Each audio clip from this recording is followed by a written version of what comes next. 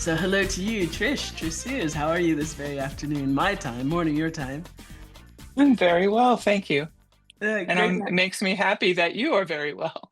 Thank you. Well, it's a real pleasure to have you on Wise About Life. I mean, I know we're here today. I've invited you, and I haven't said, and you know, and I know, but it's because you are a death doula. A Hmm. death doula. But we're going to get into that in a second because it's really nice to get an idea of who you are behind that really sacred and significant work that you're doing, you know? Hmm. Um, but the curiosity piece and the sponge piece, tell me a little bit about that for you as a person. Like, where have you always been really curious as a human being? I think so. I think my dad, intentionally or not, really encouraged it, at the dinner table, he used to drive us wild with, why? Why? It was like, cause, and he was like, no, why? And so it was kind of like an inadvertent or intentional training of like, well, let me think about that. Why? What is the why behind that? And then feeling, when, as a teenager, of course, it was like, stop bugging me, but as we grow older, again, that stew sits with you and you're, it just more appreciative of and more fulfilled, I would say, by really giving yourself the chance to explore that why. It's like um my what I've realized over the years, my career trajectory has been different things, but two things have been consistent is communication and advocacy. And so it's, working that it's the collecting of the dots, connecting them, and then that tells us next steps. And then as later in my life, I was able to travel doing international work on women's health and reproductive rights. And being able to, when I travel, it's just like, I can now feel it because somebody said, again, you're like a sponge. And it's like, I can't help it. It's just like, all the senses get open, and you're listening differently and you're paying attention. And I learned a lot of lessons this trip that I made to Nigeria, but one was the women I was working with, they were in order to be, I think it was actually in their real life all the time, but to be politique, if you will, a lot of times they went, or so it wasn't really committal, but it was like, I hear you, but I'm not going to say anything right now. Later on in my life, when I moved to Vermont and I moved up here from DC before my husband, who grew up here, and I lived here by myself for about 3 years. And his dad always said to me, be careful what you say, you may be related to them. Oh, I was like, ooh, and we're in the remote rural part of Vermont.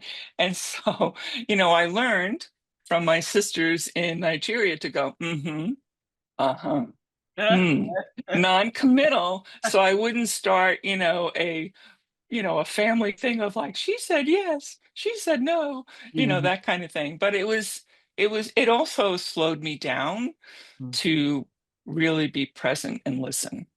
So, yeah, I That's appreciate that. Yeah, and that's really nice because there's also some diplomacy. Okay, we're talking about wise about life, but there's a diplomacy in that, right? And there's a diplomacy Mm, about knowing when is the right time and place to actually assert yourself, to assert your opinion, to share your points of view, your internal points of view publicly, mhm. it's not always the right time to do that. And I think that people don't know how to turn the faucets off. Oftentimes, it's like, Right. hmm. Well, in my learning, um, as in training to be a certified end-of-life doula, one of the many different things that came through for me was we meet people where they are. So however anybody wants to do their dying journey, that's theirs. Mm, And so where we become advocates is with the family and saying, this is, let's respect the dignity of this person. They have decided X, Y, or Z. Ours is not to reason why. It's mhm, just, or ask why. It's just like, okay. And to the other big thing was to be with people. We are mhm, not there to fix. We are mhm, not there to influence. We're there to be companions and navigators as far as because it's not just as simple as like, and I'm going to die and mm, life is good. It's like, we live in a world where there's a lot of paperwork, where there's always dynamics of families, right? So it's how to navigate, so the special person may say, look, my children are having a really hard time with this. Can you be there for, bereavement and grief? And can you help them now as far as just giving them information like, becoming familiar, which, in real life, people are resistant, but this is the process of death. This is, so not eating protein now, sleeping more, eating less, mm, drinking less, mm, and different things, along the process of, the end process, I should say, of dying. And sometimes it's hard, for people to hear, but when they're walking that journey, it's familiar. It's like, oh, right, that's what you just told me. And so this isn't a surprise. I don't need to be, fearful of it. This is actually what a body does when it's dying. It's our vessel. It doesn't need, a lot of water. When my body says, I'm good, I don't need anything to drink, my body is telling me this is the way we do it. And mhm. so it's, a labor of, leaving one world to go into the next, and however you want to envision that. Um, but it's, again, I love um, being aware, more aware of respecting people's dignity in that. Because you refer to the special person. Mhm, You train to mm, see them and to hold them as the mhm. special person. Tell us a little bit more about that. Yes, because, recognizing that they are the primary person that we are there to support. And sometimes there are like, for instance, I've been with a family before where the special person was like, leave me alone, I'm good. But I know that my family, could really use some, comfort, education. And, so with keeping that in mind, that that is who we serve. And, I serve on a number of different boards over the years, and inevitably it comes up in a board meeting, sometimes drama happens and you're like, either they're chasing the money or, something else is happening. And I, I rely on asking the question, who do we serve? Mhm, mhm, And let's sit with that for a minute. mhm, And it's like, are what we projecting or what we're having anxiety over, is is that is that serving who we serve? Or is that some other political or, you know, um, other kind of relationship, driven? So that right. has been my touchstone. Yeah, because there's a lot of ego around the place. As first of all, let me back up a little bit. Can you explain to Sure. everybody? You'd referred to yourself as an end of life doula. Sometimes, what's death doula, end of life doula? Do you straddle between the two? And can you define for our audience that's listening what that is and what you do? Right. So it's as language is, it's a lens, it's a perspective. So when I was training, it was the training course was end of life doula. And but it is interchangeable, with death doula. And being also a certified deaf literacy specialist, which means I've studied, going into it more, going, oh, right, okay, this is what's all in there.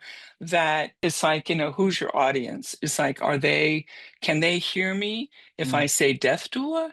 Or mm, can they hear me more clearly if I say end of life doula?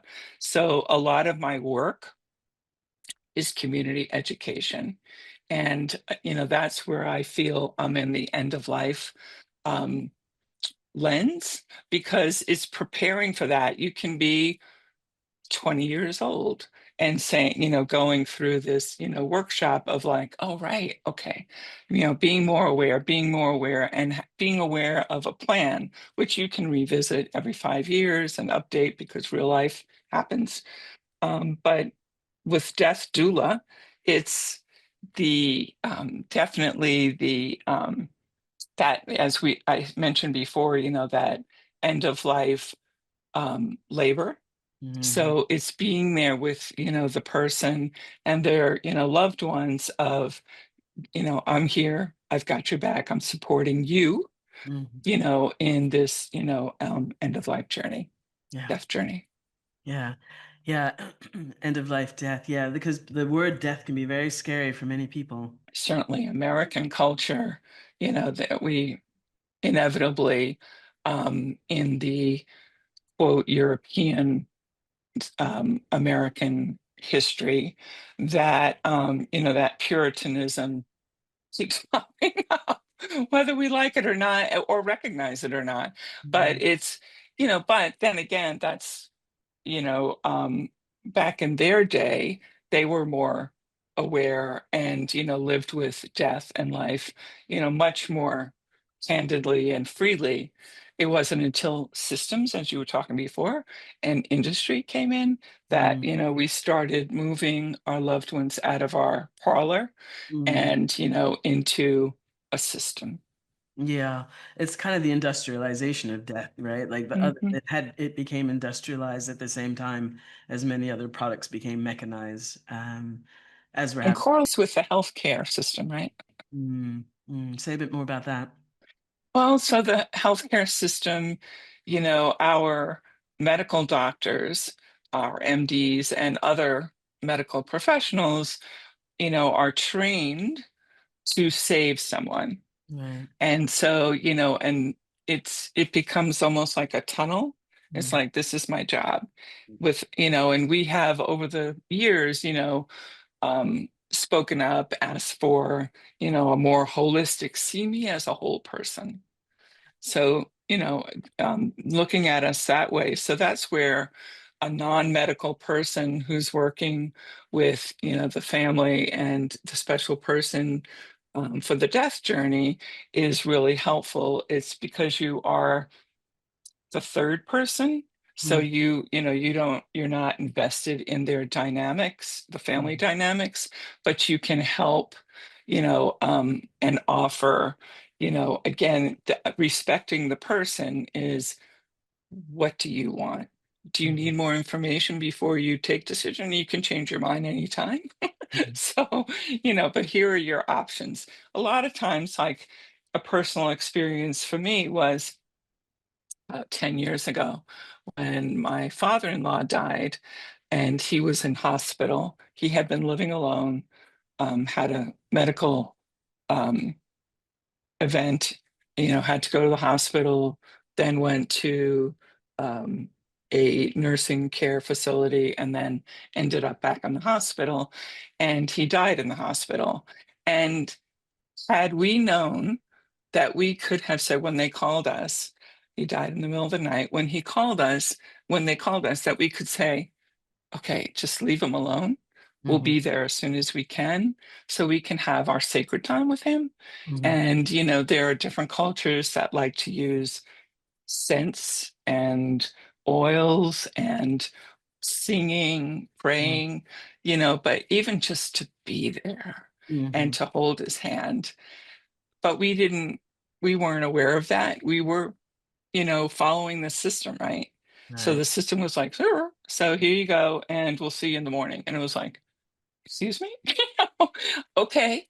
Mm. And, but learning now, what we can appreciate is liberating and, and comforting at the same time.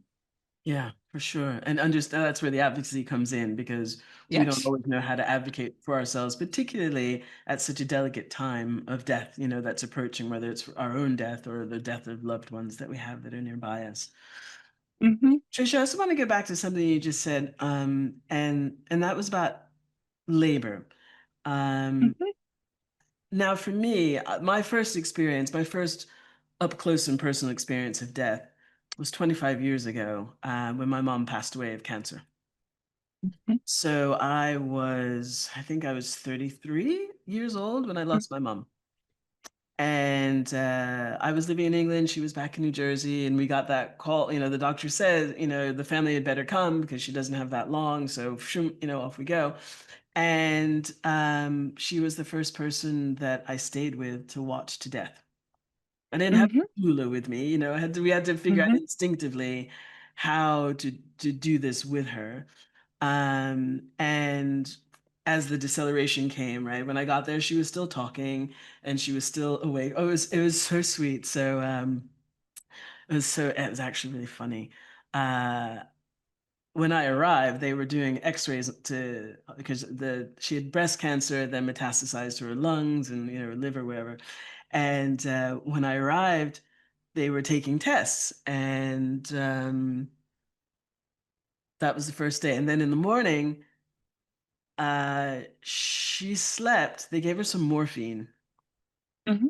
and the next morning she woke up, and I was by her bedside, and she said to me, she said, "Why am I still here?"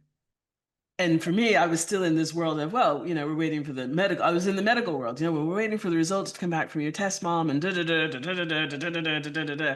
And she looked at me and she goes, "No, I mean, why am I still here? Like on the planet Earth?" I was like, "Oh, what do you mean?" Because they'd given her the morphine Oh, the night yeah. before, and she thought she died. So, so I then was so relaxed. she was like, "I thought that was it," And she said, "I was so surprised to wake up and see your cute little face." She's like, "Why?" Why are you here? Right, And right, where are we? right. And then I realized, okay, this is going to be a really interesting journey to the end here, right? I don't know, but she certainly said, "I don't want any more of that stuff." Yeah.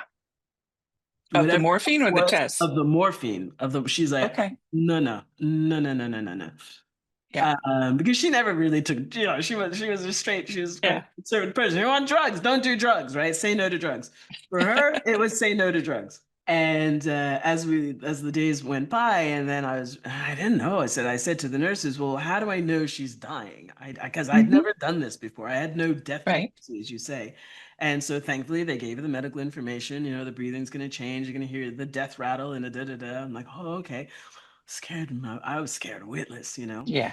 Especially it came in the night. I'm like, what if I'm sitting by her bedside? And my father had been by her bedside for a week or so. He had like, "Well, Dad, you got to go home. You can't just keep sitting here. Go home and get some sleep." I said, "I'll keep watch." And I did that final night with my nephew, who was 11 years old at the time. Bless him. He stayed. He's like, "Auntie, I'll stay with you." I'm like, "You really? Thank you." But I did. I realized really clearly at that moment that it was a labor of death, Hmm. right? And then having had one child at that time, I realized, oh, right. So it's just the reverse. Like you labor to Hmm. come into the world, Hmm. it feels a particular way. Something's going to happen. You don't know what time, right? Unless it's been Hmm. scheduled, for you by the medical people. Right. Um, but there's that kind of mystery around like what's that moment anyway. So I just really appreciate that you speak in terms of the labor of death, because I had that wisdom through experiencing the death of my mom, that the Hmm. death and life were actually quite similar, but it was coming in and coming out was the difference in terms of the cycle. uh, Right. And so meeting people where they are, again, it's a real, especially for, and the doula, death doula, end of life doula, that you are present and, calm and listening. And so, um, people, yeah, and non-judgmental. Mm, So, everybody has a story. So, the family, the friends are like, oh, don't take morphine because, in their experience, the person hallucinated and it was terrible. Everybody's different, of course. That could be the experience. And so it was, I'm glad to hear that the medical people listened to your mom, mhm. because it sounds like, she had lung breathing problems as well. And morphine, the little bit of morphine that they offer is to relax the body so you can breathe without, like, Mm, really, it just makes it a little bit easier. mhm. But the good news is, again, in my world, again, remembering that I worked for many years in women's reproductive health and rights, is we're pro-choice, and we're Right. going to meet you where you are. Right. So if giving birth and you want an epidural, Hmm. have at it. That's And right. if you don't, that's that's yours as well. And no judgment. Let's go. Let's do it. What I've learned too is, as we are closer to the end of that journey, it's like, you don't need to take my blood pressure. Thank you. That hurts. And it doesn't matter. It's just like, leave me alone and let me do my thing. Okay. Mhm. And again, working, educating the person's loved ones, the special person's loved ones, is like, the body knows what to do, Yeah. and it's working. It's doing its thing. And we're going to listen to her on what she wants or doesn't. If she's like, "Rrr, leave me alone," we're good with that. Hmm. And, I think, going back to, what I've become passionate about is proactive planning for Hmm. end of life care. Yeah.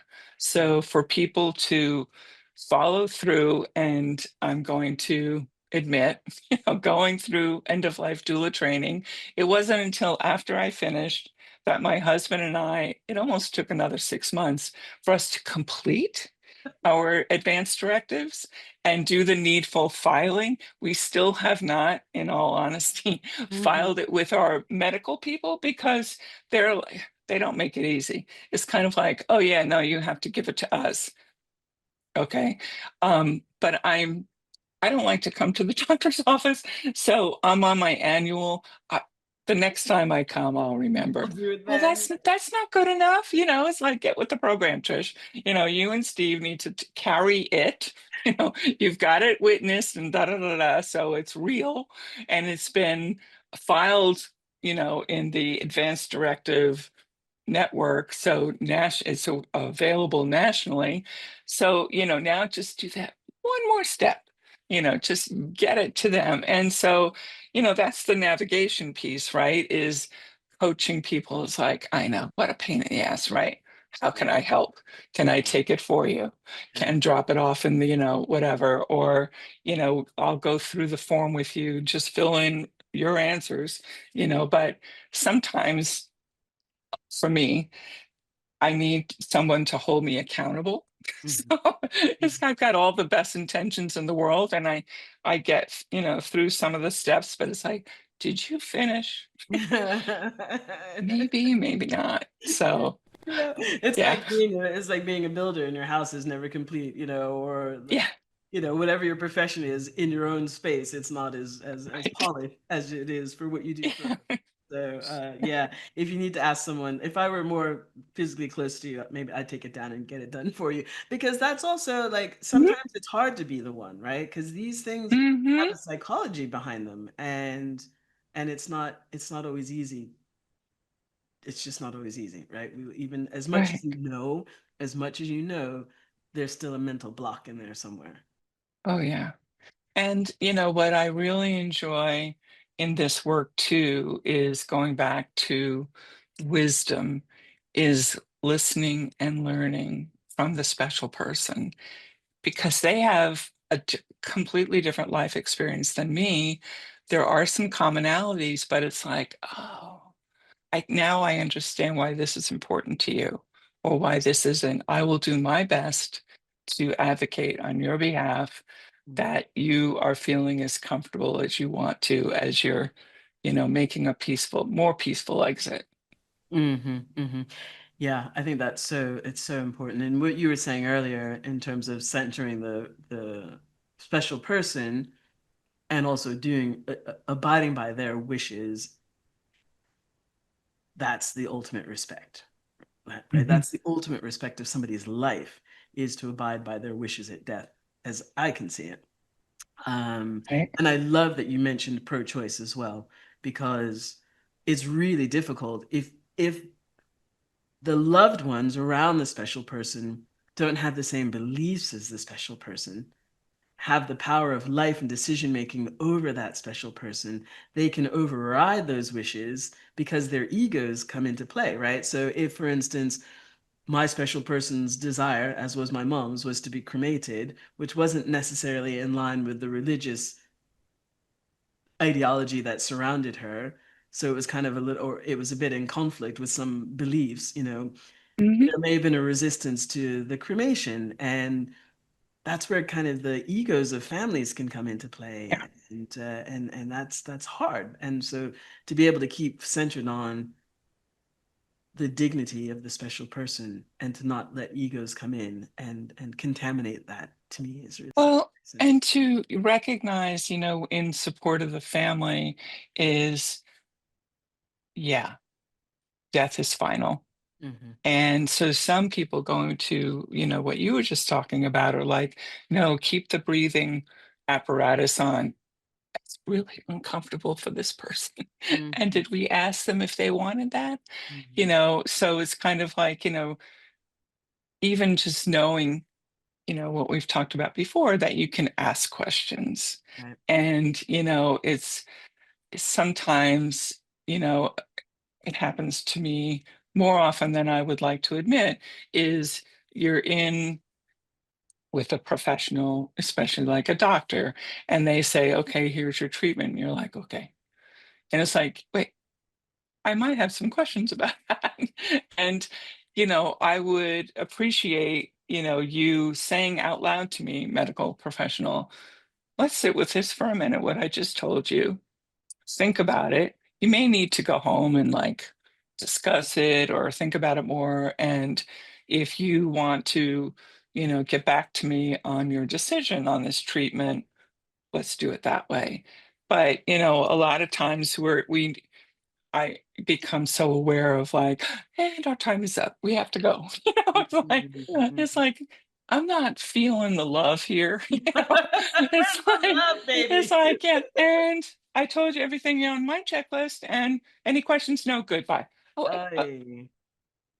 well, I don't know if I have a question or not. Give me a minute, you know? Exactly. Hang And I on. love you, doctor. I respect you. I'm glad, that you've got other people that you're going to see and be, really wonderful and thoughtful with. But in all about me land, Yeah, I need a minute. I need a minute. And that's the pro-choice part, right? That's the informed consent, Yes. and that's the pro-choice part. And it must be really painful if you come into situations where family members of special people don't allow for pro-choice. Like it's okay to be pro-choice Yes. when somebody's choice is yours, right? It's Right. not so easy to be pro-choice when somebody's choice isn't yours. And Wow. That's a good observation. that frustrates me to no end. It's like, okay, pro-choice on this issue is good, but not on that one because I don't like that choice. Yeah. No, pro-choice is pro-choice. Right. And it's not easy, and it's not supposed to be. It's Hmm. supposed to be enlightening.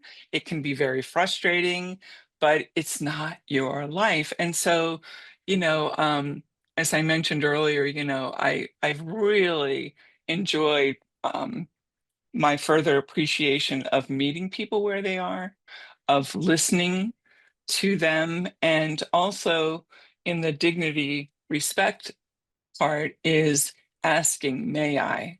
Hmm. May I sit with you? May I hold your hand? May I fix your pillow? So that it's not just like, oh, you're dying, so I'm just going to fix your pillow and pull your covers up. I don't want Uh, nobody asked me, but you're just like, and so, people just like, okay, whatever. And it's like, we just made somebody more uncomfortable than they want to be yeah, because we didn't ask, and with respect and dignity. yeah. Trish, when you say that, it throws me back to when I was raising teenagers. Mhm. And I studied psychology. My kids, if you listen to this, kids, you know I was getting a big fat F when you were teenagers. But at the very beginning, I'm like, what do you do with these people when they're actually yours? And at this stage, it's like, this is really difficult. I had no idea what to do. And I decided that I had to take, it was called a triple P parenting course. And I don't remember what Mm. the other two P's were besides parenting. Um, but one of the things that I learned in that course that is enduring wisdom was that they taught us permissive parenting, which means that you had to ask permission to do something first. Mm. Rather than telling your kids, you need to do that, you need to do this, da da da da da da da, Right. barking orders, it's like, can I give you a bit of feedback? So may I please have permission to tell you what I think, Mm. what I want to tell you? And that's what you just said to me, that it's also Yeah. permissive, right? That you're doing permissive death dueling. May I move the pillow? Mhm. Because if I move the pillow, if you tell me it's okay for me to move the pillow, and then you're not happy that I move the pillow, well, you Mhm. told me I can move the pillow. So it's not my fault Right. that you're not happy, you know? Right. Right. You gave me And permission to do it. help me how I'm gonna fix this better for you. Right. Now we recognize we have a partnership and Yeah. we're collaborating because Right. I asked permission and you told me, but let's get it right for you. Exactly. So I think that asking is so it's such a Mhm. vital skill throughout life, right? Not even Mhm. not just at end of life, but every Mhm. single step along the way. If we want to assert ourselves or do something on behalf of somebody else or for someone else, may I? Is it all Mhm. right if? Would Mhm. you be okay if? And just to be Mm. able to set things up like that so that we are Mm. collaborating and I'm not just imposing my will, I'm not just feeding out Mm. my own ego and my own desire to have power and control in a situation or over someone else, because that's not a good look. Mhm. Well, and listening to you, there are times when, we may have heard from other people's experiences or your own, is when the person is actively dying within days and hours, and, you know, we're human, and so we have relationships, and sometimes, what we've learned from people who are dying is they may say out loud or have said before, I'm worried about, my partner. I'm worried about my survivors, really, right? Yeah. It's like, are they going to be okay? Mhm. Is everything there? And so sometimes saying out loud, people say to the special person who's dying is, it's okay. We're good. You taught us a lot. Thank you. Yeah. And, so whenever you're ready, that's how we're here to support you. And but it's hard for some people, as we mentioned earlier, is knowing that death is final. It's hard to let go. It's like, Yeah. Yeah.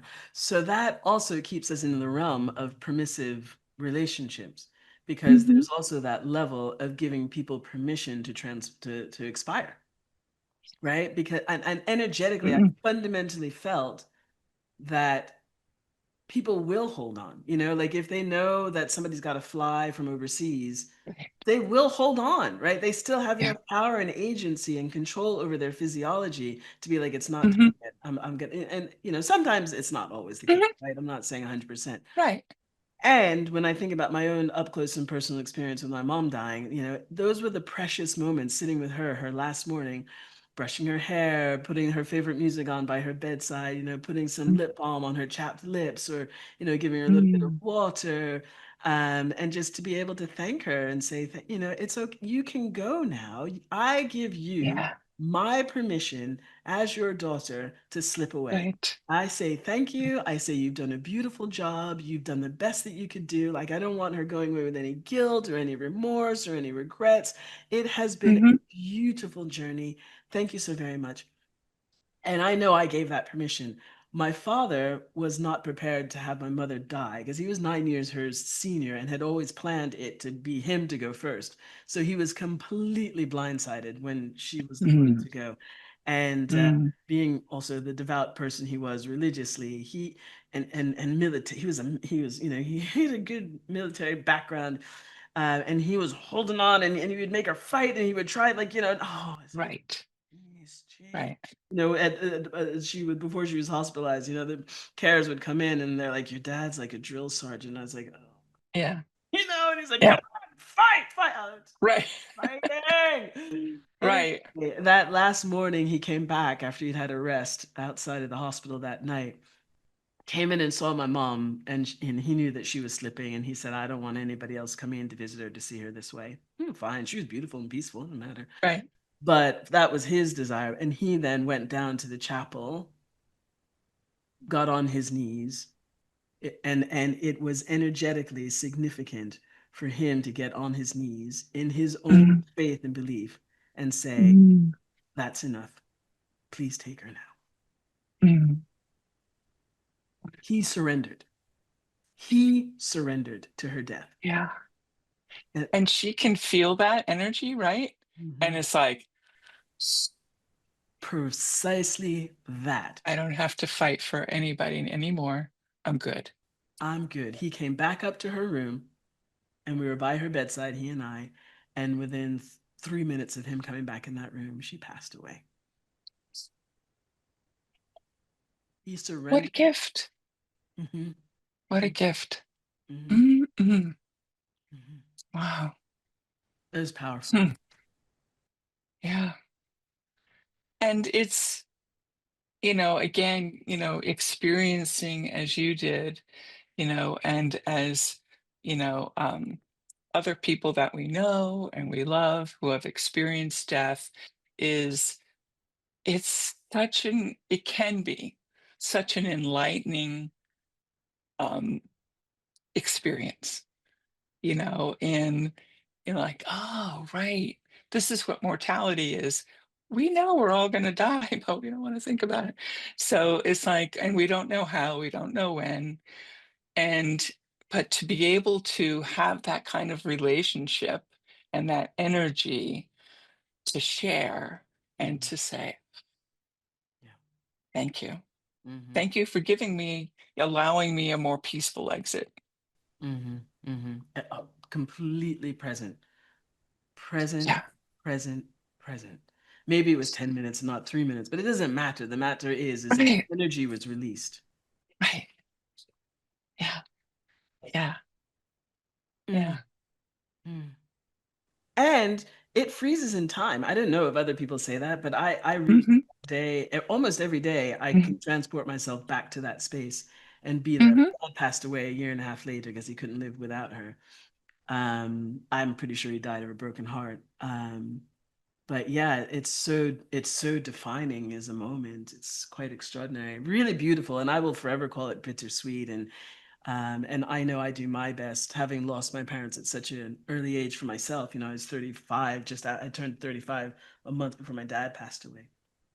Hmm. And I definitely feel that it is my responsibility to hold that space of death for the people around me, and the Hmm. grief that comes with it. And grief is also a beautiful thing. It hurts like but Hmm. it's also part of simply being human. We wouldn't be if we didn't have it, my gosh, where's our humanity? Well, and the feeling, especially like intense grief, is really the flip side maybe of a coin, in that we love this person so deeply that of course we're going to miss that person Mm. that deeply. Yeah. And it's a process that will stay with us until we die, of our grieving.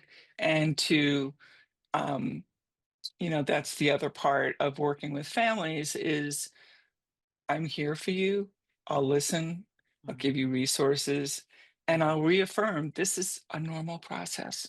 Yeah. Yeah. And it is a beautiful, beautiful, Yeah. beautiful. It's so beautiful. And I think the more we can make it beautiful as we go, um, Mhm, it's just, yeah, it's a big giver. And, of course, it's sad, always sad. Uh, mhm. I want to go back to something that you said earlier, Trish. Well, there are two things which I found really fascinating.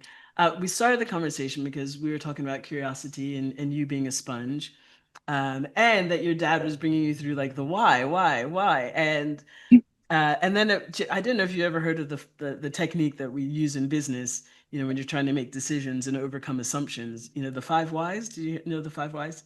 Remind me. So it's like you make a statement. I love ice cream. Well, why do you love ice cream? Mm, Well, I don't know. I never thought about it. Why do I love ice cream? I love ice cream because, oh, I love the different flavors. Well, why do you like mhm. having different flavors? I don't know. And so you ask yourself Yeah, whys to get underneath some of the beliefs or the yeah. assumptions so you can kind of get to the core of something. Mhm. And it's a lovely strategy. So I was thinking about the five whys when we were talking about curiosity and learning, right? Because when you ask people, Mhm. when you get through five whys, you're actually learning more about why you even think or believe or feel in a particular way. And you don't take yourself for granted either. So there's this thing about asking why and the power of asking why. And then we discussed the special person's family, Mhm. honoring the needs of the special person, and actually not questioning those needs. And you Mhm. said, ours is not to question why. Mhm. At that Mhm. point, you do not ask a why. you know, Right, you do not, why is not appropriate here. right. Agreed, agreed. And, I don't know why, but you just reminded me of a, Hawaiian, saying that sticks with me and I work with, and it's in my toolbox, and please forgive me. I love you. Thank you. For both the family and, the special person to, have that space and time if you want to use it. So even just say it to yourself, but you're thinking about somebody else. Please forgive me. Thank you. I love you. Yeah. That's super powerful. Yeah. What's the end of that sentence? Because, yeah, ours is not to reason why, ours is but to do and die. Because at the end of the day, we're all going to die. And at the end of Right. the day, I'm going to want my wishes to be fulfilled. I'm going to want my own pro choice, whether or not somebody believes that I should do that or not, or that they are compromise. Mhm. Like if you're compromised in doing it, then get somebody else to do it. Like Mhm. if that oversteps your boundaries or your morals, that's cool too, right? But I think that it brings us back to the reality that we're all going to die, and we all want to be respected at that very last point of life. So ours is not to reason why, ours is but to do and die, and that is centering Mhm. our special person. Mm. Because we one day, all of us, is a special person. Yes. Mhm. Thank you for that. Yeah. Thank you. Wait, you did it. I didn't even know what a special person was. We're collaborating. It's brilliant. That's really good and inspiring. And yeah, I just love the work that you're doing. You've done so many things throughout your lifetime. Do you think this will be the last thing you put in your own toolkit career to do? Well, I'm always being the person that I am. I'm always aware of, again, the collecting dots, connecting dots kind of thing. Um, I am also a person who is like when I'm in something new, again, the sponge, the curiosity, I'm like obsessive. I'm Hmm. like, oh, one thing teaches me, oh, you need to know more. you need to know more. So this is like real stuff. And this is, really something we can touch, and we can, you know, um, hopefully advance positive change. Remembering what I like to do with the folks that I'm working with is reminding them, saying out loud, you have the power. You have the power to, make whatever positive changes, you want. And, we need to be reminded sometimes, because as we talked about before, there's all kinds of noise that Mm. comes in, whether it's family, friends, we're reading, we watch on TV or whatever, and it gets like, it's like, good news, you have the power to. Yeah, yeah, beautiful. Thank you, Trish. You're welcome. Thank you. I It's so enjoyed this conversation. Thank you so much. my great pleasure, and I look forward to many more and keeping up with the work that you're doing. Perfect. Thank you.